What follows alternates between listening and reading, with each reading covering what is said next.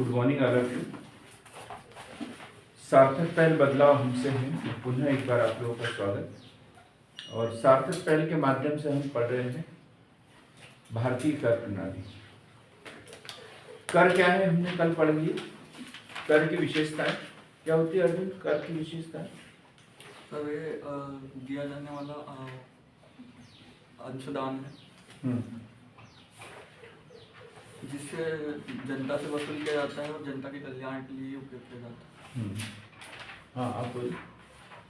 सरकार के द्वारा दिया गया अनिवार्य अंशदान है जो जनता के सामान्य के लिए लिया जाता है, वसूला जाता है और ये सरकार के आयकर के स्रोत है। आप बताएंगे कर की विशेषता? सर कौटिल्य के अनुसार कर्ज में मध्यवर्ती की छात्र की तरह ये विशेषता है? विशेषता यानी गुण नहीं, सामाजिक लाभ कह सकता है। विशेषताएं में सब कुछ आ सकता है ना? विशेषताओं को फिर दो भागों में बांट लेते हैं, इसमें से अच्छा क्या है और बुरा क्या है। ठीक, तो सबने सही बोला। विशेषताएं मतलब सब जितना भी कर के बारे में पता है सब बता दो। कर एक अनिवार्य अंशदान है। कर सरकार द्वारा लगाया, सरकार द्वारा वसूल किया जाता है। कर जो है मुद्रास्फीति को रोकने के लिए, सामाजिक कल्याण के लिए वसूल किया जाता है। ये सारी बातें उसमें लिखना है। कर नहीं चुकाने पर सजा का प्रावधान, विधि के अनुसार ही कर लगाया जा सकता है। ये सारी बातें उसमें लिखना है, बोलना है। मतलब ऐसा 3 नंबर का क्वेश्चन आ जाए, कर की विशेषताएं लिखिए तो मैं 3 पॉइंट बना के लिखना। ठीक, कर की विशेषताएं पढ़ लिया अपन। अब 3 शब्दावली पढ़ी थी हमने, कराघात, करापात, कर विवर्तन और एक कौन सा था? कर अपवंचन। चारों शब्दों का अर्थ पता है।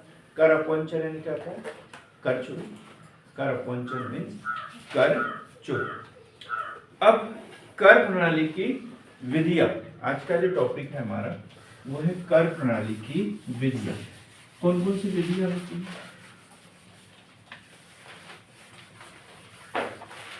और भी कभी पढ़ा है आपने? कर प्रणाली की विधियां।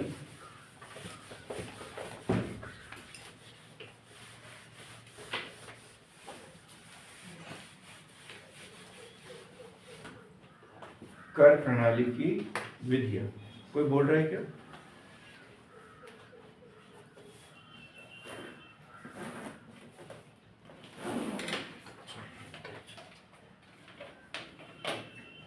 चलिए,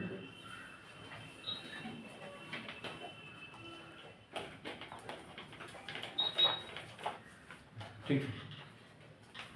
कर प्रणाली की विधियां। तो नंबर 1 प्रतिगामी। प्रतिगामी कर प्रणाली। दूसरा होता है आनुपातिक कर प्रणाली। आनुपातिक कर प्रणाली। और तीसरा होता है आनुपातिक या समानुपातिक भी बोल सकते हैं।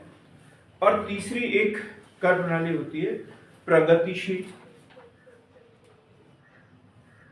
प्रगतिशील या प्रगामी कर प्रणाली।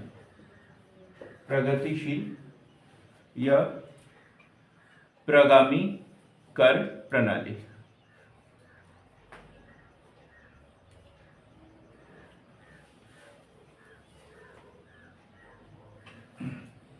ठीक है।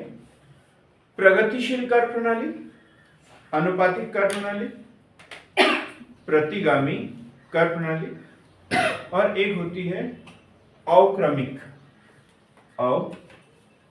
अक्रमिक कर प्रणाली। 4 अवधारणाएं हमें पढ़ना है। बड़ा सरल है, एक ही उदाहरण से इसको स्पष्ट भी कर सकते हैं। पहले नाम तो पता हो जाए, पढ़ते तो आ जाए आप लोगों को। क्या लिखा है अर्जुन?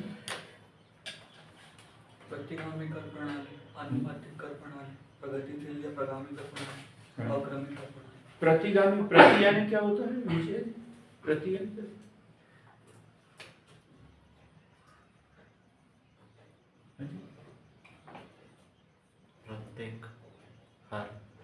प्रत्येक, और क्या होता है? के लिए प्रति को एक उपसर्ग माने आप,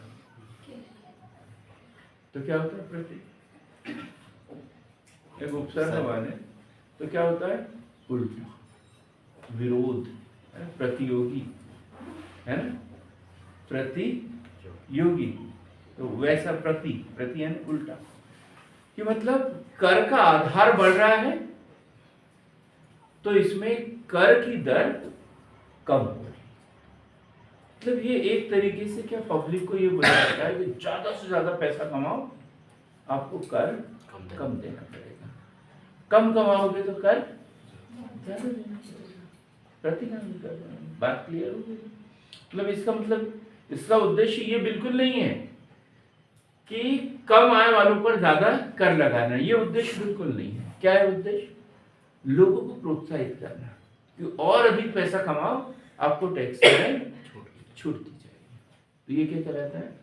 प्रतिगामी कर प्रणाली। क्लियर है एकदम? प्रतिगामी कर प्रणाली मतलब कर आधार जैसे जैसे बढ़ता जाएगा, करों की दरों में कमी होते जाएगी। प्रतिगामी कर प्रणाली। दूसरा है अनुपातिक कर प्रणाली। अनुपातिक मतलब कर के आधार से इसका कोई संबंध नहीं है। कर की एक निर्धारित दर है, अब तुम ज्यादा कमाओ या कम कमाओ उस प्रतिशत के हिसाब से। जैसे 10% टैक्स देना है, चाहे 100 रुपए कमाओ तो भी 10%, 1 लाख रुपए कमाओ तो भी उसका 10%, 10 अरब कमाओ तो भी उसका 10%। तो ये क्या हो गई? अनुपातिक कर। सबके लिए समान, सबको देना है कर इसमें, चाहे हाथ ठेला धकाने वाला हो या कोई भी हो, कर तो सबको देना है। कौन धकाता है हाथ ठेला? कल बताया था, तुम भूल जाते हो। तो अनुपातिक कर प्रणाली, ये भी क्लियर हो गया। फिर है प्रगतिशील या प्रगामी कर प्रणाली। प्रगतिशील या प्रगामी कर प्रणाली। प्रगतिशील, अब इसमें थोड़ी सी क्या मानवीय भावनाएं जुड़ी हुई। गरीब आदमी, कम आए, छोड़ दो इसे, क्या टैक्स लेना है? ये तो अरबपति आदमी है, थोड़ा सा ज्यादा भी ले लिया तो इसको क्या फर्क पड़ेगा? मतलब जैसे जैसे कर का आधार बढ़ते जाता है, कर की दर भी बढ़ती जाती है, तो उसे क्या कहते हैं? प्रगतिशील कर प्रणाली। कर आधार, जैसे भारत में है इनकम टैक्स प्रगतिशील कर प्रणाली का उदाहरण है। 2.5 लाख तक कोई कर नहीं, उसके ऊपर 5%, फिर 10%, फिर 15%, ऐसे टैक्स की दर बढ़ते जाती है। जैसे जैसे आय बढ़ते जाएगी, टैक्स की दर भी बढ़ते जाती है। तो ऐसी कर प्रणाली को क्या कहेंगे? प्रगतिशील कर प्रणाली। क्लियर हो गया? प्रतिगामी मतलब कर आधार बढ़ेगा तो कर की दर कम होगी। अनुपातिक, जैसा कर का आधार होगा, जो भी हो, दर, कर की जो दर है वो एक जैसी होगी। इसका मतलब ये नहीं कि सबसे एक ही टैक्स लिया जाएगा, नहीं, प्रतिशत बराबर रहेगा।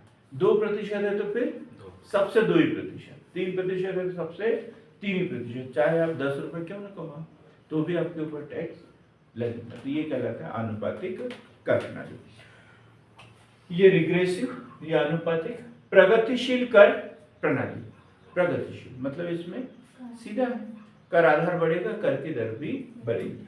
अब बचा है अक्रमिक कर प्रणाली। अक्रमिक कर प्रणाली ये और भी सरल है, और भी सरल है। क्या होता है इसमें?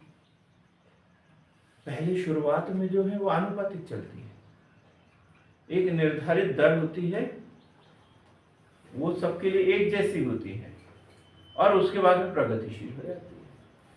प्रगतिशील हो जाती है तो उसे क्या कहते हैं? अक्रमिक कर प्रणाली। शुरुआत में भी कम से कम इतना तो सबको देना ही पड़ेगा, और इससे ज्यादा कमाते हो तो फिर थोड़ा सा ज्यादा देना पड़ेगा। तो इसमें जैसे ये आय है,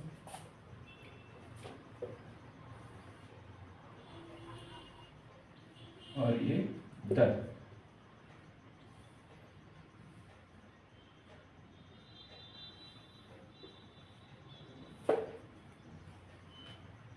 पाँच 5%, 10%, 15%, 20%, 25%। ठीक। अब क्या हुआ इसमें? ये 1 लाख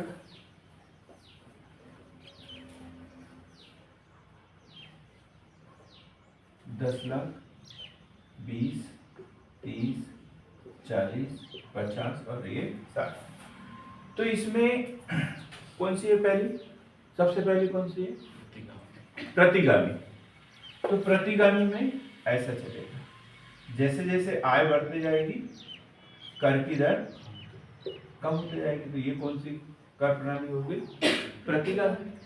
जैसे 1 लाख रुपए आए हैं तब 20%, 10 लाख रुपए आए हैं तब 15%, 20 लाख है तब तक और कम होते जा रही है। जैसे जैसे आय बढ़ रही है कर की दर क्या हो रही है? कम हो रही है। तो ये कौन सी है? प्रतिगामी। यदि आनुपातिक कर दें तो फिर क्या है? चाहे आय 1 लाख हो, 2 लाख हो, 10 लाख हो, सब में कितना प्रतिशत? 10%। तो ये क्या हो गई? आनुपातिक। आय बढ़ते जा रही है लेकिन कर की दर में कोई परिवर्तन नहीं हो रहा, तो अनुपातिक। अब कौन सा है? प्रगतिशील। प्रगतिशील में क्या होगा? जैसे जैसे आय बढ़ते जाएगी कर की दर में भी वृद्धि होती जाएगी। तो ये क्या है? प्रगतिशील। अब अनुक्रमिक। अनुक्रमिक में क्या हो गया? एक फिक्स कर दिया 10%, ठीक है, 10%। वे 30 लाख तक 10% लेंगे और उसके बाद में जैसे जैसे आय बढ़ते जाएगी करों की दरों में वृद्धि की जाएगी। तो ये क्या हो गया? अवक्रमिक। क्लियर है क्या? अवक्रमिक में जैसे जैसे पहले शुरुआत में कुछ स्तर तक ये रहेगी, आनुपातिक रहेगी और उसके बाद में वो प्रगतिशील हो जाती है। तो इसे क्या कहते हैं? अवक्रमिक कर प्रणाली। क्लियर एकदम? यही कर प्रणाली का सिस्टम।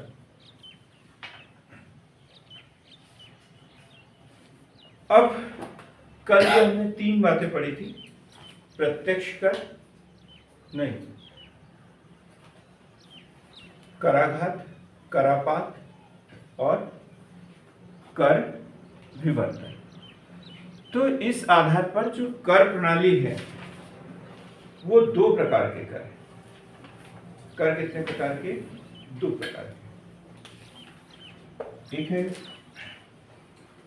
कर 2 प्रकार के, डायरेक्ट और इनडायरेक्ट। प्रत्यक्ष कर और ये है अप्रत्यक्ष कर। प्रत्यक्ष कर और अप्रत्यक्ष कर, समझने की बात है इसे। प्रत्यक्ष कर 2 घटना बताई थी, कराघात और करापात, दोनों के आधार पर ही है। और तीसरा शब्द क्या है? कर विवर्तन है। और एक चौथा शब्द कर अपवंचन। तो इसमें क्या होगा? प्रत्यक्ष करों में करापात व कराघात एक ही व्यक्ति पर, एक ही व्यक्ति पर। कराघात और करापात एक ही व्यक्ति पर। तो प्रत्यक्ष कर है, जिसके ऊपर लगाया जा रहा है वही चुका रहा है, तो वही क्या है? प्रत्यक्ष कर। प्रत्यक्ष कर। अब इसमें कर विवर्तन संभव है क्या? नहीं, क्योंकि जिसके ऊपर लगाया गया वही चुका रहा है, तो कर विवर्तन संभव नहीं है। क्लियर एकदम? कर चोरी हो सकती है क्या इसमें? कर चोरी हो सकती है, इसमें कर चोरी संभव है। अगर वो बताएगा ही नहीं तो फिर इसमें कर चोरी संभव है। इसमें कर चोरी संभव है क्योंकि कोई वस्तु की कीमत में तो जुड़ा नहीं है। ये व्यक्ति को बताना है कि मैंने इतनी इनकम कमाई है और ये मुझे देना है। अब उसने कुछ 420 से कर ली तो फिर छूट जाते हैं, इसमें कर चोरी संभव है इसमें। तो प्रत्यक्ष कर आगे समझ में, जिसमें कराघात और करापात एक ही व्यक्ति पर पड़ता है, अर्थात जिसके ऊपर लगाया जाता है अंतिम रूप से वही चुकाता है। इसमें कर विवर्तन संभव नहीं है। वो कौन से कर है? प्रत्यक्ष कर। अब अप्रत्यक्ष कर या इनडायरेक्ट टैक्स, करापात व कराघात अलग अलग अलग अलग। इसमें क्या लिखा था अपन ने? कर विवर्तन संभव नहीं। और इसमें क्या होता है? कर विवर्तन होता है। कर विवर्तन हो जाता है इसमें, क्योंकि लगाया किसी और पे जाता है, चुकाता कोई और है। जैसे बस मालिक के ऊपर टैक्स लगा दे, बस मालिक के ऊपर टैक्स लगा दे, तो बस मालिक देता है क्या? नहीं। जो उसमें सफर करते सवारी है, जो बैठती है, जो उस सुविधाओं का उपयोग करते हैं, उससे वो वसूल कर लेता है। तो लगाया किसी और पर, चुकाया किसी और पर, तो वो शिफ्ट कर दिया ना, उसने दूसरों के ऊपर टाल दिया, तो वो कौन से कर होंगे? सब ऐसे अप्रत्यक्ष कर। अब इसमें कर चोरी संभव नहीं है, थोड़ा सा कठिन है कर चोरी करना, क्योंकि ये उस वस्तु की कीमतों में ही जुड़ा है। ये जो कर है, ये जो प्रत्यक्ष कर है, ये व्यक्तियों पर लगाया जाता है, और ये कार्य लगाया जाता है अक्सर वस्तु और सेवाओं पर लगाया जाता है। अब ये जो प्रत्यक्ष अप्रत्यक्ष कर है, डायरेक्ट वस्तु की कीमत में ही जोड़ देते हैं, इसलिए उसकी कर चोरी करना संभव नहीं है, कठिन है थोड़ा सा। जैसे कुरकुरे का पैकेट ले रहे हैं हम, अब अलग से तो नहीं पूछते कि तुम टैक्स दे रहे या नहीं दे रहे, उसी में कीमत में जोड़ दिया तो वो तो देना ही पड़ेगा। लेकिन इसमें नहीं है, इसमें अलग से आपको कैलकुलेशन करना है, फिर देना है, इसमें चोरी संभव है। अब ये जो कर है, जैसे मैं इनसे पूछता हूँ, क्या नाम आपका? मैं क्या करूँ? कविता है। आपने अभी तक टैक्स दिया है? नहीं दिया। देखो मुझे पता था, इसलिए मैंने इन्हीं से पूछा, और इसलिए एक डायलॉग भी मार दिया। क्यों मारा? ताकि इनका ध्यान भ्रमित हो जाए, ध्यान भ्रमित हो जाए। वही कविता नाम है, तो मैं क्या करूं? ताकि मेरी बात पे ध्यान दे, मेरे क्वेश्चन पे नहीं। तो और मैं सफल भी हुआ ना इसमें, मैं सफल भी हुआ। आप बताओ दिनेश कुमार, आपने टैक्स दिया है कभी? कभी नहीं दिया। नमस्ते। हेमलता आपने कितनी बार दिया है? सर वैसे मतलब सामान खरीदते तब तो देते ही देते हैं, बार बार देते हैं, हर पल देते हैं। कितनी बार देते हैं इसकी कोई गारंटी नहीं। यही बात, यही बताना चाह रहे थे। ये जो कर है, ये व्यक्तियों के अंदर जागरूकता उत्पन्न करते हैं, और ये कर जागरूकता उत्पन्न नहीं करते, क्योंकि ये कर लोग बाग देते हैं, उनको पता ही नहीं है कि हम टैक्स भी दे रहे हैं। और ये जिसके ऊपर भी लगता है वो तिल मिला जाता है, मतलब इतना टैक्स, इतना टैक्स। तो फिर ऐसा लगता है ना, सरकार क्या करती है? हमसे टैक्स वसूल करती है, और करती क्या है? काम सुविधा है तो कुछ देती ही नहीं है, ये बात आती है। तो ये लोगों के अंदर जागरूकता उत्पन्न करते हैं, और इससे क्या क्या है, कब वसूल किया जाता है लोगों को पता ही नहीं, लोगों को पता ही नहीं चलता। क्लियर हो गई ये बात? ये जो कर, इन करों से जो राशि प्राप्त होती है वो फिक्स है, पता है कि हमने इनको इतनी इनकम दी है, इतना टैक्स हमको मिलेगा। लेकिन इसमें कोई राशि का कोई पता नहीं चलता। कब टैक्स बढ़ा देती है सरकार, लोग बाग हड़ताल कर देते हैं, मिलता ही नहीं सरकार को। जैसे डीजल पेट्रोल की कीमतें बढ़ा देती है, तो फिर ट्रक वाले बस वाले हड़ताल कर देते हैं, नुकसान हो जाता है। तो ये क्लियर हो गया, प्रत्यक्ष कर और अप्रत्यक्ष कर। अब हम एग्जाम्पल देखते हैं, उदाहरण। प्रत्यक्ष कर कौन से हैं, अप्रत्यक्ष कर कौन से हैं, इसके भी उदाहरण देखेंगे, इसके भी उदाहरण देखेंगे। कैसे कोई टाइम की कोई कदर ही नहीं है, कोई कभी ज्वाइन होता है, कभी कब ज्वाइन कर लेते हैं। अब उदाहरण देखते हैं प्रत्यक्ष कर। तो सबसे पहला तो हो गया आयकर, आयकर, आयकर क्या होता है? आयकर इनकम टैक्स। हाँ, इनकम टैक्स और सेल्स टैक्स विभाग अलग अलग रहते हैं। हाँ बिल्कुल, अपन दोनों को पढ़ेंगे। अभी आयकर की बात करें तो आयकर व्यक्ति की व्यक्तिगत आय पर लगने वाला कर, व्यक्तिगत आय पर लगने वाला कर।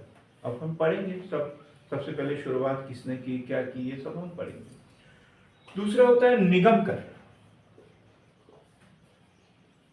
निगम कर, यहां बड़ा कंफ्यूजन होता है। निगम मैंने क्या होता है, कोई कंपनी, कोई संस्थान हो सकता है, और उसने जो आय प्राप्त की है उसके ऊपर लगने वाला कर। लेकिन चूंकि ये सभी प्रकार के टैक्स देने के बाद में, सभी प्रकार के उत्पाद शुल्क, जीएसटी, वो सब देने के बाद जो उसको शुद्ध आय प्राप्त हो रही है उसके ऊपर जो आय कर देता है वो क्या कहलाता है, निगम कर। इसलिए प्रत्यक्ष कर में लगता तो ऐसा है जैसे कंपनी ने इतना उत्पादन किया उसके ऊपर टैक्स लग रहा है, तो ये क्या होना चाहिए, अप्रत्यक्ष कर है, ऐसा लगता है। जब मैं पढ़ाता था तब भी मुझे ऐसा लगता था, एक दो बार कंफ्यूज हो गया था कि यार ये तो अप्रत्यक्ष कर होना चाहिए, क्योंकि कोई कंपनी है जो कपड़ा बनाती है, कपड़ा बनाती है, अब उसके ऊपर टैक्स लग रहा है उस कंपनी के ऊपर, तो कौन सा टैक्स होगा, अप्रत्यक्ष कर होना चाहिए ना भाई। कपड़े के ऊपर लगेगा तो कीमत बढ़ा के वसूल कर लेगा, ऐसा लगता था। लेकिन नहीं, ये क्या है, कीमत बढ़ा दिया, सब कुछ हो गया, उसके बाद में उसने अपना हिसाब किताब किया कि मुझे साल भर में इतना लाभ हुआ, टर्नओवर पे नहीं है, ये टोटल लाभ के ऊपर, सब खर्चे निकालने के बाद इतना लाभ हुआ। अब इसके ऊपर सरकार टैक्स ले रही, तो उसकी उस कंपनी के मालिक की व्यक्तिगत आय हो गई ना, तो उसके ऊपर जो टैक्स लग रहा है वो क्या कहलाता है, निगम कर। और निगम कर क्या है, एक प्रत्यक्ष कर, प्रत्यक्ष कर है, ठीक। फिर एक होता है उपहार कर। उपहार कर, उपहार कर, बताइए क्या होगा उपहार कर। उपहार की पेपर लगने वाली कर। उपहार क्या होता है, उपहार बोनस जो कंपनी प्रोवाइड कराती है अपने लोगों को वाला। हाँ, और जो गिफ्ट विफ्ट देते हैं, जो गिफ्ट वगैरह देते हैं, कितने का गिफ्ट दे देते हैं, 1 लाख का गिफ्ट दे देते हैं। हाँ, हेमलता जी, सर गिफ्ट नाम ये तो यही होना चाहिए, उपहार का यही होना चाहिए। इसमें और जोड़ दे अपन, एक एग्जांपल दे रहा हूँ, जैसे 1975 hockey world cup, hockey world cup किसने जीता, भारत ने जीता था, है ना, 1975 का। और सबसे बड़ी बात यह है कि जिस शख्स ने इस मैच में विजयी गोल मारा था वो शख्स आपकी इस कोचिंग में आके इस कोचिंग को संबोधित कर चुके हैं। आप लोगों में से कोई था क्या उस समय, कौन था, आप थे, योगेश भी रहे, तो हाँ बोलो क्या ताप्ती नहाने चले गए थे क्या, फिर से बैठे बैठे, बाकी कोई नहीं था, चलो ठीक, कोई नहीं। जब वो उनको ट्रॉफी मिली और वो लेके आ रहे थे तो उनको रोक लिया था इंडिया में, जैसे ही प्रवेश किया बोले इसका टैक्स दो, पहले टैक्स दो। तो जो विभिन्न प्रकार के जो ट्रॉफी है, शील्ड है, या पदक है, या क्या बोलते हैं इसे, मेडल वगैरह है, इन सब के ऊपर भी टैक्स लगता है, वो सब इसके अंदर है। और इसकी भी दर अरे व्यक्तिगत है, तो इसलिए इसके अंतर्गत इसे हम शामिल करेंगे। क्लियर एकदम। उपहार कर, प्रत्यक्ष कर का उदाहरण उपहार कर। और क्या हो सकता है, संपत्ति कर, संपत्ति कर,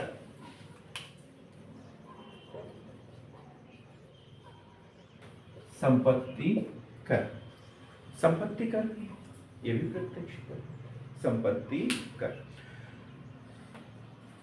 और यदि देखें संपत्ति कर, वेल्थ टैक्स, पूंजी लाभ कर, पूंजी लाभ कर, पूंजी लाभ कर, कैपिटल गेन टैक्स इसे बोला जाता है। जैसे संपत्ति कर मतलब वो तो संपत्ति है हमारी, उसके ऊपर टैक्स दिया जाता है, दिया जाता है, सरकार वसूल करती है। जैसे हमारा मकान, मकान टैक्स लेते हैं ना सरकार, ये वाला संपत्ति कर है। लेकिन पूंजी लाभ कर थोड़ा अलग है, मतलब ऐसी संपत्ति जिसको हम उत्पादन कार्य में प्रयोग कर रहे हैं, उससे हमें लाभ हो रहा है, तो उसके ऊपर जो टैक्स लिया जाता है तो वो क्या कहलाता है, पूंजी लाभ कर। अब कुछ हम फ्रिज बेनिफिट टैक्स की बात करेंगे, ये सिर्फ एग्जांपल लिख लो क्योंकि अभी हम डिटेल में पढ़ने वाले हैं। Fridge benefit tax, fridge benefit tax, fridge benefit tax. Fridge benefit क्या होता है? इसका कर्मचारी द्वारा बार बार विरोध भी किया जाता है। मुफ्त की योजना है, मुफ्त की सुविधा। मुफ्त क्यों आएगा? सही है, मतलब कि जैसे कोई जॉब पर है उनको हाँ। घर वर मिलता है, जो जॉब पर है, उनको फ्री में किसी टैक्स कंपनी में काम कर रहे हैं, तो उनको जैसे बंगला मिल गया रहने के लिए, उसका किराया गाड़ी मिल गई है ना, तो ये सब चीजें जो फैसिलिटी देती है, अब सर कभी कभी इनके ऊपर भी टैक्स लगा दिया जाता है, तो इनका विरोध भी करते हैं लोग, इसका विरोध भी करते हैं। तो ये कहलाता है फ्रिज बेनिफिट टैक्स या फ्रिज लाभ कर। एक है प्रतिभूति विनिमय कर, प्रतिभूति विनिमय कर, प्रतिभूति विनिमय कर, प्रतिभूति विनिमय कर। प्रतिभूति विनिमय कर जो शेयर मार्केट, जो सिक्योरिटीज होती है, जो शेयर वगैरह होते हैं, इसकी खरीदी बिक्री करते हैं, जिसके ऊपर जो लाभ कमाते हैं उसके ऊपर जो टैक्स लगता है, तो वो क्या कहलाता है, प्रतिभूति विनिमय कर। अभी हम पढ़ेंगे इसे डिटेल में, अभी तो ये उदाहरण सिर्फ रटना है क्योंकि प्री के लिए इतना ही है, निम्नलिखित में से कौन सा प्रत्यक्ष कर है, कौन सा अप्रत्यक्ष कर है, ये हमें पहचान करना पड़ेगा। अब अप्रत्यक्ष कर में सीमा शुल्क, कस्टम ड्यूटी, सीमा शुल्क, कस्टम ड्यूटी, सीमा शुल्क। अब ये तो उसमें काफी हद तक मर्ज कर दिया है जीएसटी में, है ना। अब क्या होता है सीमा शुल्क? कोई वस्तु भारत की सीमा से बाहर जाती है या विदेशी वस्तु बाहर, चाहे आयात हो या फिर निर्यात हो, उसके ऊपर जो टैक्स लगाया जाता है वो कहलाता है सीमा शुल्क, कस्टम ड्यूटी। जैसे फॉरेन्स में अपन जैसे कुरियर्स भेजते हैं तो उसके लिए जो टैक्स लगता है। हाँ बिल्कुल, सभी प्रकार का, सभी प्रकार, बंदरगाह पर एंट्री जिन जिन वस्तुओं की होगी उन सब वस्तुओं पर ये टैक्स लगता है, सीमा शुल्क। एक होता है सेवा कर, सर्विस टैक्स, सेवा कर, सेवा कर। अब सेवा कर के अलग अलग नाम, जैसे VAT, value added tax, GST, सब इसमें अब ये शामिल हो गया है। तो सेवा कर, सेवा कर क्या, सर्विस प्रोवाइडर जो होता है, जो सेवाएं प्रदान करते हैं। देखो जैसे डॉक्टर है, टीचर हैं, व्यापारी हैं, परिवहन के साधन हैं, इन सब के ऊपर, या जो दूर संचार के साधन हैं, इन सब के ऊपर जो टैक्स लगता है वो काय के अंतर्गत, सेवा कर के अंतर्गत आता है, वो अप्रत्यक्ष कर। अप्रत्यक्ष कर इसलिए है क्योंकि अब वो टैक्स बढ़ा देते हैं, जब उनके ऊपर, जैसे उनके सर्विस टैक्स बढ़ाते हैं तो वो सेवा शुल्क बढ़ा देते हैं, सेवा शुल्क बढ़ा देते हैं। फिर है उत्पाद शुल्क, उत्पाद शुल्क, उत्पाद शुल्क, उत्पाद शुल्क, ये भी कौन सा टैक्स है, अप्रत्यक्ष कर, उत्पाद शुल्क। राज्य सरकार वसूल करती है, केंद्र सरकार भी वसूल करती है। जितना सामान आपने उत्पादन किया है उसके ऊपर टैक्स लगाती है, अलग अलग इस पर अलग अलग, जैसे तंबाकू हो गए, इनके ऊपर ज़्यादा वसूल कर देती है, कुछ इसको छूट दे देती है जो अति आवश्यक होती है। और एक सबसे महत्वपूर्ण वेट और जीएसटी, वेट, जीएसटी, जीएसटी, ठीक है, जीएसटी, ये क्या है, प्रमुख अप्रत्यक्ष कर। अब हम प्रत्यक्ष करों की बात करेंगे। प्रत्यक्ष करों की बात करेंगे तो सबसे पहला है व्यक्तिगत आयकर। व्यक्तिगत आयकर या personal income tax. Personal income tax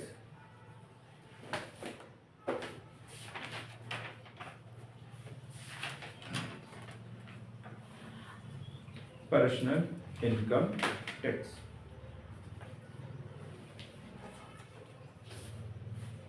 ये सीबीडीटी के बारे में किसी को पता है क्या, क्या चीज है CBDT?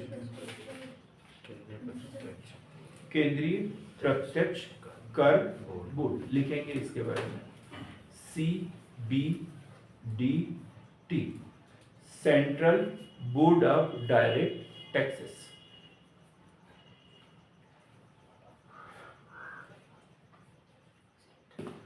Central board of revenue act 1963, central board of revenue act 1963 के तहत कार्य करता है। केंद्रीय प्रत्यक्ष कर अधिनियम 1963 के तहत ये कार्य करता है। कब से कार्य करना शुरू किया? तो किया 1 जनवरी 1963। 1 जनवरी 1963। 1 जनवरी 1963। एक्ट का क्या बोले सर? 1973? नहीं 63 ही बोला ना उसका, 1963 में। ठीक, अब हम बात कर रहे हैं व्यक्तिगत आयकर। थोड़ा जल्दी जल्दी लिखवाऊंगा ना, क्योंकि इसमें ज्यादा उलझेंगे नहीं। व्यक्तिगत आयकर पर्सनल इनकम पर लगाया जाता है। एक एक व्यक्ति के, एक परिवार में 4 लोग हैं, चारों गवर्नमेंट सर्वेंट है, तो चारों को अलग अलग देना पड़ता है, तो इसलिए क्या बोला इसको, व्यक्तिगत आयकर। पुलिस वाले भी देते हैं। हाँ? पुलिस में जो होते हैं वो भी देते हैं। क्यों नहीं देंगे? सब लोग देंगे, पर उस आय पर देंगे जिसका रिकॉर्ड है, जिसका रिकॉर्ड है। व्यक्तिगत आयकर भारत में मात्र 3.5% लोग, 3.5% लोग ही व्यक्तिगत आयकर के दायरे में। जैसे अभी पूछा ना मैंने, आप लोगों में से टैक्स देते हैं क्या? सबने मना कर दिया। व्यक्तिगत आयकर बहुत कम लोग देते हैं। यहाँ जितने लोग बैठे हैं उसमें से शायद ही कोई टैक्स देता है ना अमरदीप? बैठे वाले नहीं दे रहे, लेकिन जो खड़ा है वो देता है। वो पिछले 10-12 साल से टैक्स दे रहा है। आप लोग बड़ी जल्दी हाँ बोल देते हो, लेकिन बैठे वाले की बात कर। अच्छा, कितनी बात को पकड़ते हैं यार मेरे, कितनी बात को पकड़ लेते हैं। क्यों आप देते हैं क्या? क्यों नहीं देते? चलो, फैमिली देती है। आयकर अधिनियम 1961 के तहत लगाया जाता है। छोटी छोटी बातें हमें ये नोट होना चाहिए। आयकर अधिनियम 1961 के तहत सबसे पहले आयकर किसने लगाया था भारत में? James William. जेम्स विलियम द्वारा 24 जुलाई 1860 को सर्वप्रथम भारत में आयकर किसने लगाया था? James Wilson. जेम्स विल्सन द्वारा। और कब लगाया था? 24 जुलाई 1860। इसलिए 24 जुलाई को कौन सा दिवस मनाते हैं? आयकर दिवस। 24 जुलाई आयकर दिवस मनाया जाता है।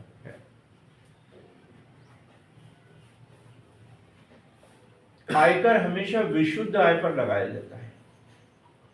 आयकर हमेशा विशुद्ध आय पर लगाया जाता है। अब विशुद्ध आय क्या है?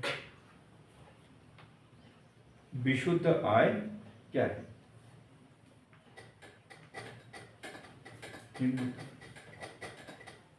सर उसकी बची हुई आय पर बची हुई आय पर खर्च करने के बाद। पहले पूरी हाँ जी, शुरू में ये गलती है। हाँ प्रिय नहीं पता। विजय नहीं पता, अमरदीप फिर से बोलो। सर जितने भी मतलब उसके खर्चे वर्चे रहेंगे हाँ, वो सबको जो निकाल के जो बचेगी जो बचेगी वो तो आपको तो पता है, वो सब- आपका मेरे ऊपर 1,25,000 रुपये उधार है ना, मेरे पास तो कुछ बचता ही नहीं है, तो फिर मुझे तो टैक्स देना नहीं चाहिए, क्योंकि मेरा तो पूरा पैसा खर्च हो रहा है, तो मैं क्या टैक्स नहीं दूंगा? और यदि ऐसा है तो हर आदमी पूरा पैसा खर्च कर लेगा, पूरा पैसा खर्च तो कर मतलब कि पूरी आय पे। नहीं, मतलब कि नहीं, ऐसा थोड़ी है। इसका मतलब ये है, पेमेंट जो होती है ना, जब हम किसी को बताते हैं, मेरे से भी पूछते हैं कि जैसे मैं पहले नायब तहसीलदार था, तो बोलते हैं वो तो प्रशासनिक पद था, क्यों छोड़ दिया आपने? उसमें बहुत मजे थे, क्यों छोड़ दिया? गाड़ी बंगला नौकर चाकर सब कुछ थे, क्यों छोड़ दिया आपने? मैं बोल देता यार पेमेंट कम था, है ना? तो बोलते उसमें कितना मिलता था, इसमें कितना मिलता है? जो समझदार होता है वो, जैसे अध्यापक वर्ग के ज़्यादा लोग नौकरी करते हैं, वो बोलते हैं सर ग्रॉस कितना बनता है आपका, इन हैंड कितना आता है? तो इन हैंड की बात करें, इन हैंड ग्रॉस पेमेंट अलग होता है, इन हैंड अलग होता है। जब भी कोई लड़का वगैरह किसी को देखने के लिए आए तो ये बात जरूर पूछना कि इन हैंड कितना मिलता है ना, ये पूछना चाहिए, इन हैंड कितना मिलता है। ग्रॉस की तो बात छोड़ो, है ना, इन हैंड कितना मिलता है, सब कुछ कट पिट के कितना मिलता है। तो जैसे मान के चलो अभी जो मेरी वेतन स्लिप है, लगभग में 92,000 पर मंथ वेतन बना, 92,000, एक एग्जांपल दे रहा हूँ मैं। अब 10% जो है, 10% जो है वो हमारा NSDL में कट जाता है पेंशन के लिए, है ना। तो अब मुझे कितना मिला, लगभग एक एग्जांपल, इसका 10%, 1,00,000 का 10%, 10,000 हुआ, तो 9,000, तो इसमें से 90,000 का 9,000 कट गया, तो इसमें से 9 को माइनस करते तो 83,000 इतना हुआ, ठीक है। फिर जो सर्विस टैक्स बोले ना, प्रोफेशनल टैक्स जो है, प्रोफेशनल टैक्स वो भी कटेगा मेरा, क्योंकि हम जिस सर्विस में है उसके लिए हमें प्रोफेशनल टैक्स देना होता है, लगभग 2,500 रुपए देना होता है ना, 2,500 रुपये, वो सब माइनस कर दो। मतलब सरकार ने एक बार टैक्स जिस आय पर लगा दिया है, या जो आय सरकार ने हमसे खर्च करने को नहीं दी और अपने पास ही रख ली, तो उस आय को माइनस करने के बाद, इसके बाद जो आय बचती है वो कहलाती है शुद्ध आय, विशुद्ध आय। अब हमने, हमारा वेतन तो 92 था, लेकिन हमें दिया क्या खर्च करने के लिए?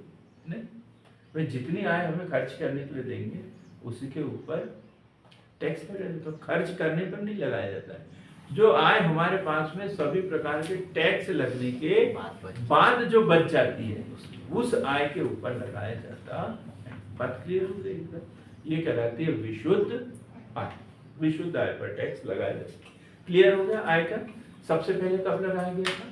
24 जुलाई 1860 जेम्स विल्सन के द्वारा। इसलिए 24 जुलाई को क्या मनाते हैं? आयकर दिवस मनाते हैं। मनाता नहीं कोई धूमधाम से, क्योंकि इसमें तो आयकर देना पड़ता है। क्लियर हो गया? आयकर। अब हम बात करते हैं निगम कर। निगम कर अभी समझा दिया मैंने, निगम कर। तो निगम कर किस प्रकार का कर है? एक प्रकार का, जैसे निगम कर 3 नंबर का क्वेश्चन आ गया तो क्या लिखेंगे? एक प्रकार का प्रत्यक्ष कर। एक प्रकार का प्रत्यक्ष कर है जो कंपनी की विशुद्ध आय पर लगने वाला कर है। कंपनी की विशुद्ध आय पर लगने वाला कर है।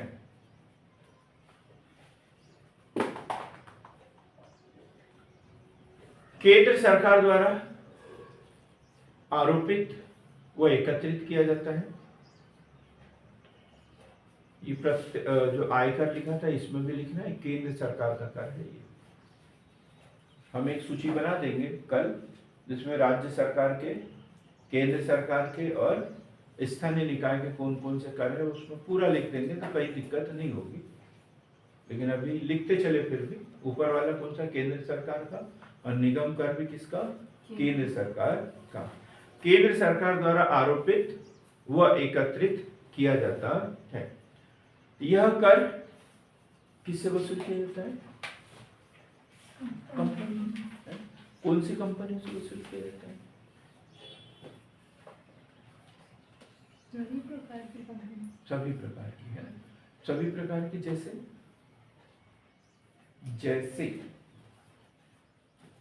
देशी और विदेशी जो भी कंपनी भारत में काम कर रही हो, चाहे राज्य सरकार की हो, चाहे केंद्र सरकार की हो, या फिर विदेशी, सभी प्रकार की कंपनी पर है।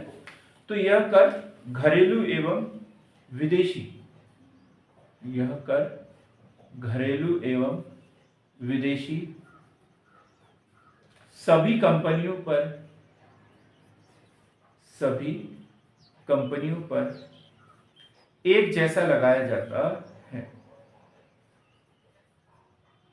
एक जैसा लगाया जाता है।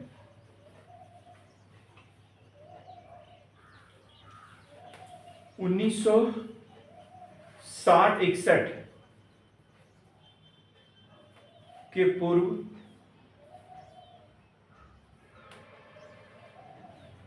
इसे सुपर टैक्स कहा जाता था। सुपर टैक्स कहा जाता था। और वर्तमान में क्या कहते हैं दिनेश इसे? पहले तो सुपर टैक्स कहते थे, वर्तमान में क्या कहते हैं? इनकम टैक्स क्यों कहते हैं? निगम कर कहते हैं।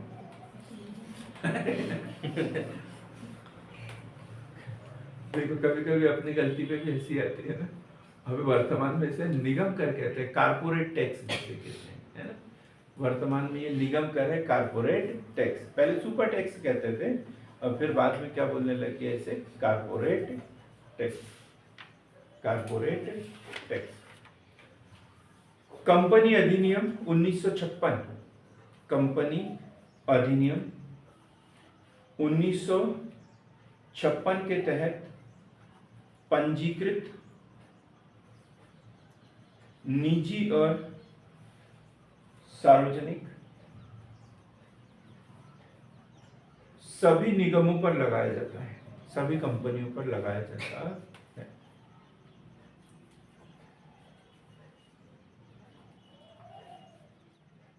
दो पार्ट में डिवाइड कर लिया है इसमें। कंपनी का विशुद्ध टर्नओवर, एक डेटा बना दिया 400 करोड़ है, 400 करोड़। 400 करोड़ से कम टर्नओवर है तो कितना लगेगा? 400 करोड़ से अधिक है तो कितना लगेगा? 400 करोड़ से कम है मतलब 399 है, 250 है, 125 करोड़ है तो भी एक जैसा टैक्स।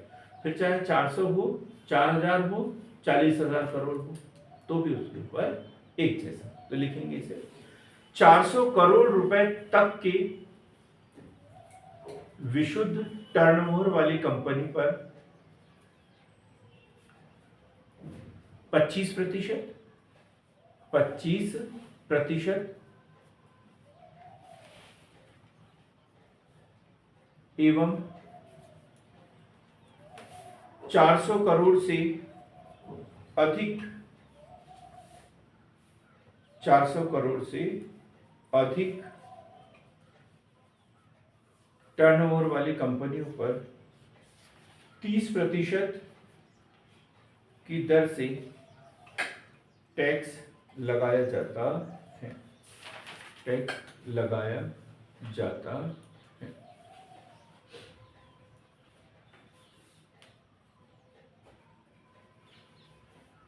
अब हम बात करेंगे संपत्ति कर। संपत्ति कर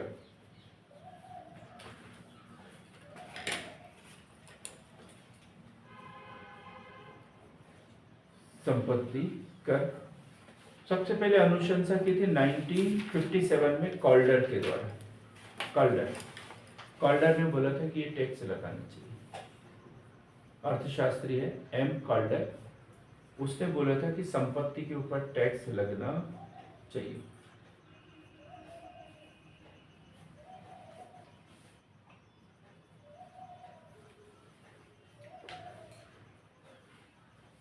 संपत्ति मतलब जो भी संपत्ति है, चल अचल संपत्ति, उसके ऊपर लगेगा ये।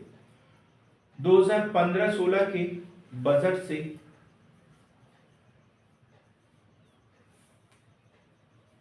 वित्त मंत्री अरुण जेटली द्वारा समाप्त कर दिया गया। देखो प्री के लिए इतना ही क्वेश्चन बन जाता है कि संपत्ति पर कर लगाने की अनुशंसा किसके द्वारा की गई थी? तो किसके द्वारा? एम कॉल्डर के द्वारा। कब समाप्त किया गया? 2015-16 के बजट में। किसने समाप्त किया? अरुण जेटली, उस समय वित्त मंत्री। अब हम बात करते हैं उपहार कर। उपहार कर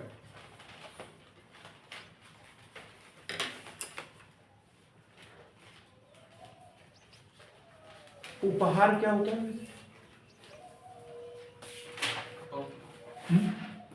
तोहफा, है ना? यही बोला आपने, क्या बोला?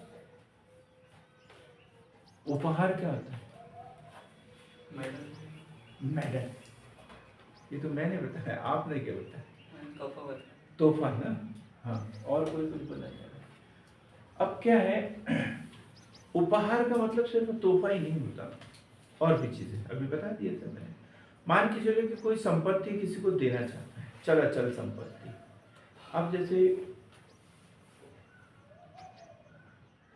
खरीदे बिक्री करेंगे तो टैक्स देना पड़ेगा, इसलिए क्या करो, उसको गिफ्ट कर दो। गिफ्ट कर देंगे तो क्या होगा? टैक्स बच जाएगा। लड़की को 5 एकड़ जमीन गिफ्ट कर दो, है ना? तो जो बंटवारा शुल्क है वो बच जाएगा, रजिस्ट्री शुल्क बच जाएगा। तो ऐसे ढेर सारी संपत्ति का, चाहे तोहफा हो सकता है, संपत्ति का बिना किसी शुल्क दिए हुए हस्तांतरण होता है, तो उसे क्या बोलते हैं? उपहार। कोई शुल्क दिए हुए हस्तांतरण हो जाता है, एक व्यक्ति से दूसरे व्यक्ति के हाथ में चल जाते हैं, तो उसे क्या कहते हैं? उपहार। लिखेंगे इसे। उपहार कर आयकर अधिनियम के तहत किसी व्यक्ति द्वारा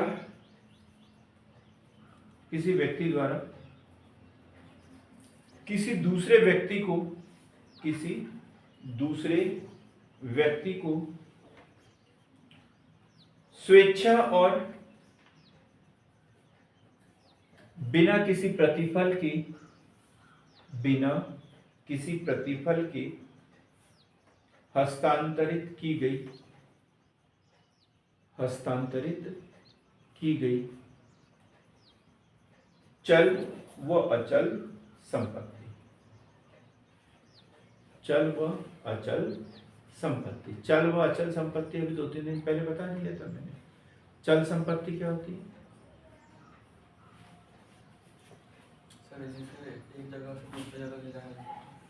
जिसको एक जगह से दूसरे जगह पर ले जाया जा सकता है, वो चल संपत्ति है। पूंजी, मशीनें वगैरह सब चल संपत्ति है।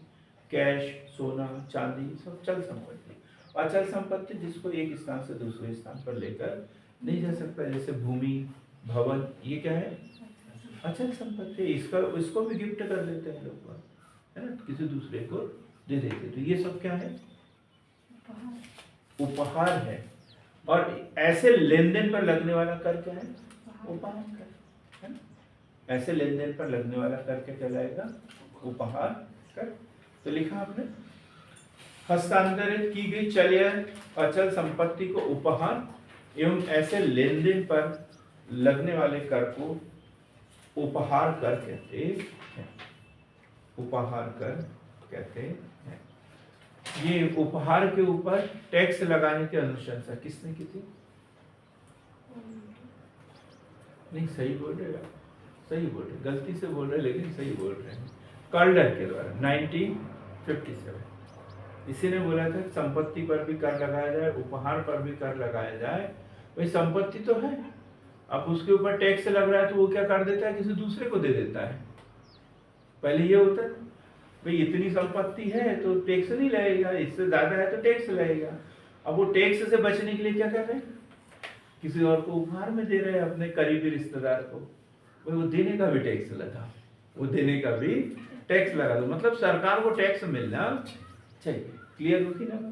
किसने अनुशंसा की थी? 1957 से। फिर 1998 में इसे समाप्त कर दिया गया। 1998 में समाप्त कर दिया गया। 1998 में समाप्त कर दिया गया। फिर सरकार का नुकसान हुआ, फिर चुनावी वर्ष कर दो घोषणा, हो गई। फिर बोले यार इससे तो हमारी आय कम हो गई, तो अब क्या करें, बढ़ा दिया गया, फिर से लगा दिया। 2002-03 से 2002-03 से यह व्यवस्था की गई थी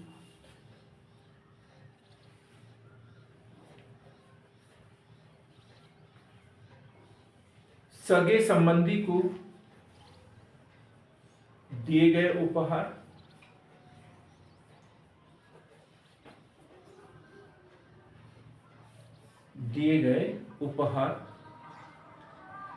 या अन्य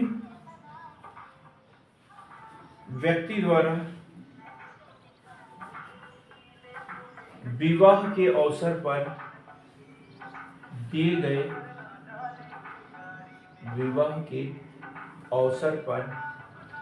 गए उपहार के अतिरिक्त किसी व्यक्ति को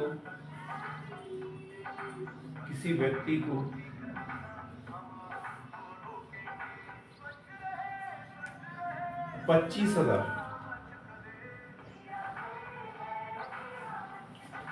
मतलब सगे संबंधियों ने उपहार दिया तो उसके ऊपर नहीं लगेगा। किसी अन्य व्यक्ति ने विवाह के अवसर पर दिया तो उसके ऊपर भी टैक्स नहीं लगेगा।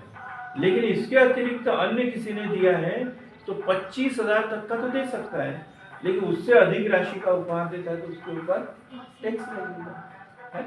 उसके ऊपर टैक्स लगेगा। लेकिन 2009 में इसे बढ़ा दिया, 25,000 को कितना कर दिया, 50,000 कर दिया।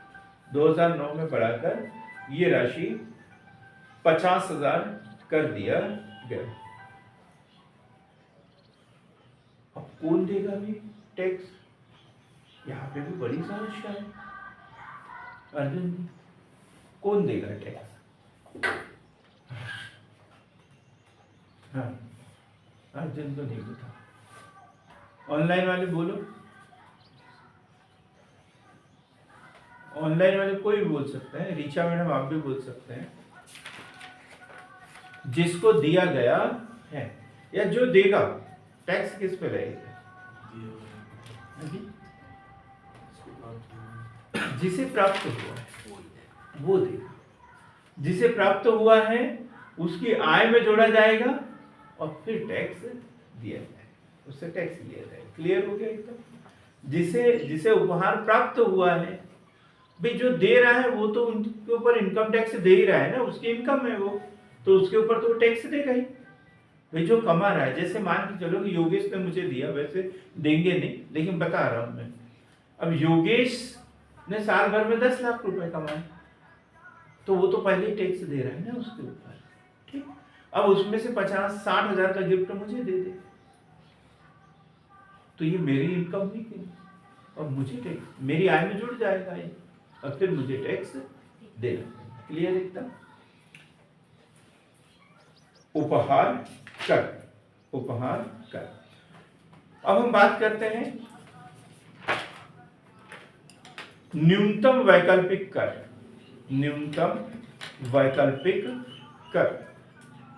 ये कठिन है थोड़ा सा। न्यूनतम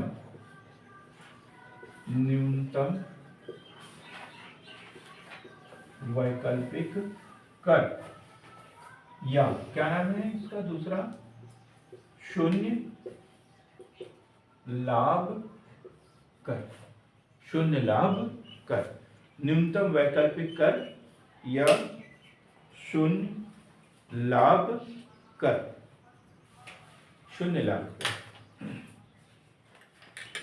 क्या होता है शून्य लाभ कर? निगम कर से संबंधित है ना? निगम कर क्या बोला था? कंपनियां जो विशुद्ध आय प्राप्त करती है, विशुद्ध लाभ प्राप्त करती है, उसके ऊपर निगम कर दिया जाता है। अब सरकार क्या करती है? ऐसी कंपनियां को प्रोत्साहित करने के लिए कुछ अनुदान दे देती है और करों में कुछ छूट दे देती है, करों में कुछ छूट दे देती है। तो कई कंपनियां ऐसी हो सकती हैं जिसको सब छूट वूट मिला दिया जाए, अनुदान मिला दिया जाए और छूट मिला दिया जाए तो उसको टैक्स ही नहीं देना पड़ेगा। ऐसे 50-60% कंपनियां हो जाएगी जिसको टैक्स ही नहीं देना पड़ेगा, लेकिन सरकारी सुविधाओं का तो ये इस्तेमाल करते हैं, टैक्स तो देना ही पड़ेगा। तो ये बोल दिया कि भाई आपको कम से कम इतना देना ही पड़ेगा, चाहे आप टैक्स के दायरे में आ रहे हो या नहीं। जो भी सरकार निर्धारित कर दे इतना आपको देना ही पड़ेगा। तो ऐसी कंपनी को क्या कहेंगे? ऐसे कर को क्या बोलते हैं? न्यूनतम वैकल्पिक कर या शून्य लाभ कर। और ऐसी कंपनी को क्या कहेंगे? शून्य लाभ कंपनी। मतलब लाभ तो कमाया है, लाभ कमाया है उसने, लेकिन सरकार ने क्या कर दी? कुछ टैक्स में छूट दे दी। तो भाई आप यदि इतने प्रतिशत कमाओ तो टैक्स देना है ना, और इतनी राशि कमा लेते हो तो इसके ऊपर कोई टैक्स नहीं लगेगा। जैसे अब हमारी एक एग्जांपल दे रहा हूं मैं, जैसे 2.5 लाख तक 0%, ठीक है, फिर 5 लाख तक, मतलब 2.5 से 5 तक आपको 5% देना है। फिर धारा 80C के तहत इतनी छूट दी जाएगी, तो उसमें जो 2.5 लाख पे होता है 5,000 टैक्स हो रहा है और 7,500 की छूट दे रहे हैं, तो हमें कोई टैक्स देना पड़ता है क्या? कई लोगों को टैक्स देना ही नहीं पड़ता। तो ऐसे इसमें कंपनियों के ऊपर भी है कि आप इतना कमाओगे तो इतना टैक्स देना पड़ेगा, लेकिन इस धारा के तहत आपको इतनी छूट दी जाएगी। तो कई कंपनियां ऐसी होती है जो टैक्स के दायरे में ही नहीं आती, तो क्या आप इनसे टैक्स ना लिया जाए? भाई इनके ऊपर कि आपको मिनिमम इतना देना ही पड़ेगा। तो ऐसा कर क्या कहलाता है? न्यूनतम वैकल्पिक कर या शून्य लाभ कर। मतलब कंपनी को लाभ हो या ना हो उसे कुछ टैक्स देना ही होता है। अब हम बात करते हैं, ये ऐसी कंपनी से 7% कर वसूल करते हैं, ठीक है। कितना प्रतिशत? शून्य लाभ कर कितना है? 7% वर्तमान में। इसे लिखेंगे थोड़ा सा। 1997-98 के बजट में वित्त मंत्री पी चिदम्बरम जी द्वारा इंट्रोड्यूस करवाया गया, लागू करवाया गया।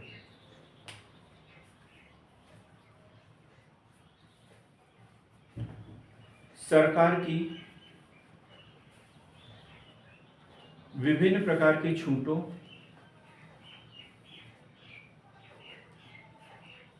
व रियायतों का लाभ उठाने के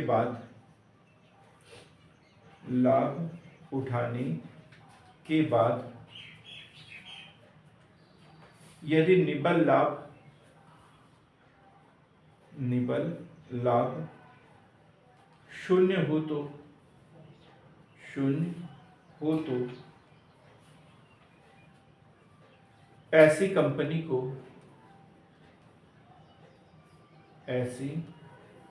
को शून्य कर कंपनी कहते हैं। शून्य कर कंपनी कहते हैं। ऐसी कंपनी पर 7% टैक्स वसूल किया जाता है। 7% टैक्स वसूल किया जाता है।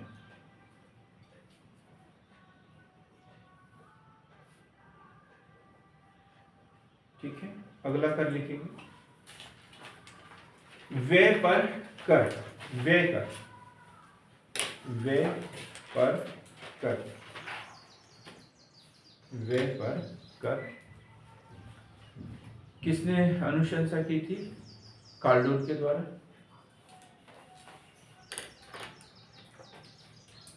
कब से लगाया गया? 1989 में लगाया गया था और 2003 में से समाप्त कर दिया। विरोध तो होगा, फिर तुमने पैसे दे दिए, उसके ऊपर भी टैक्स लिया, अब हम खर्च कर रहे हैं, इसके ऊपर भी टैक्स लेंगे, तो फिर विरोध हुआ, तो इसको समाप्त कर दिया। BCTT, ये इसके ऊपर बड़ा विवाद चलते रहता है। फेसबुक पे, सोशल मीडिया पे ढेर सारे इससे संबंधित मैसेज चलते रहते हैं। अमरदीप ने एक बार अपना फोन पे अकाउंट बंद कर दिया था, बोले इसके ऊपर बहुत ज़्यादा टैक्स लगता है। यही है BCTT, bank cash transaction tax. BCTT, bank cash transaction tax, कि बैंक से यदि नकद लेन देन करते हैं तो उसके ऊपर इतना टैक्स देना पड़ेगा। बार बार ये बात चलते रहती है ना कि ATM से इतने पैसे निकालो तो इतना टैक्स देना पड़ेगा, बार बार निकालो तो ज़्यादा टैक्स देना पड़ेगा, ये सब बातें इसमें है। शुरुआत 2008 से, शुरुआत 2008 से। फुल फॉर्म क्या बताया मैंने? Bank cash transaction tax. शुरुआत 2008 में तथा विरोध के कारण 2008 में समाप्त कर दिया। विरोध के कारण 2008 में समाप्त कर दिया गया।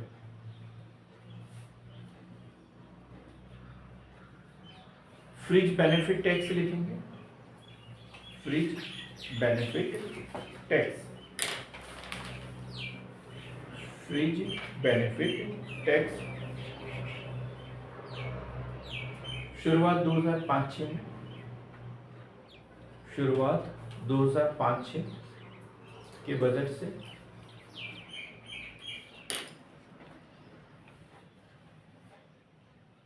उन सभी लाभों व सुविधाओं पर,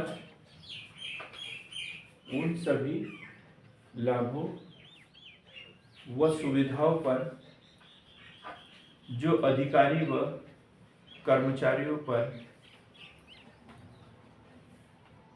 कर्मचारियों को वेतन के अतिरिक्त दिया जाता है, वेतन के अतिरिक्त दिया जाता है।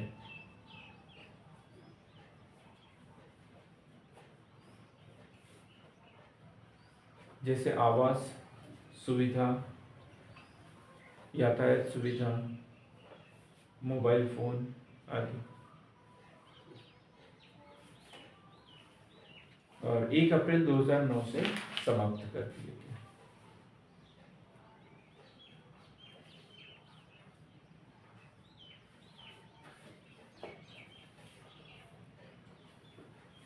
DDT, क्या नाम इनका? कविता, अभी नाम भी नहीं पूछा मैंने आपका। DDT क्या है? DDT बहुत दिन से पढ़ा होगा आपने, 10th में तो पढ़ा होगा। DDT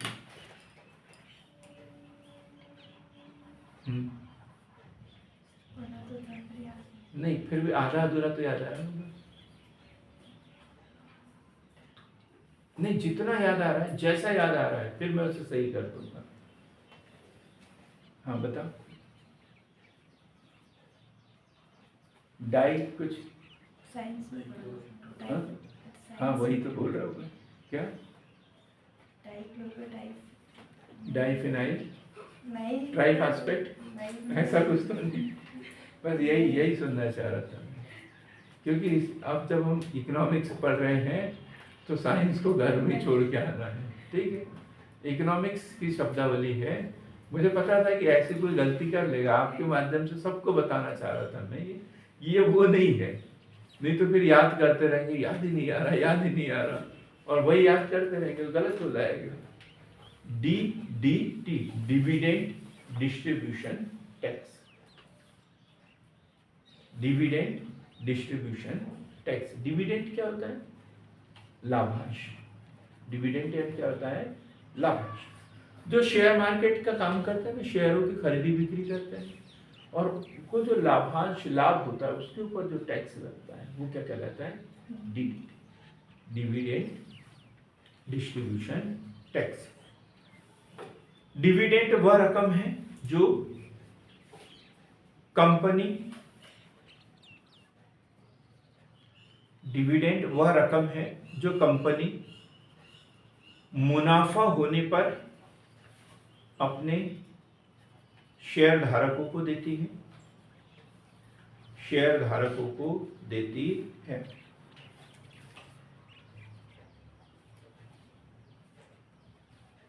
इस टैक्स की गणना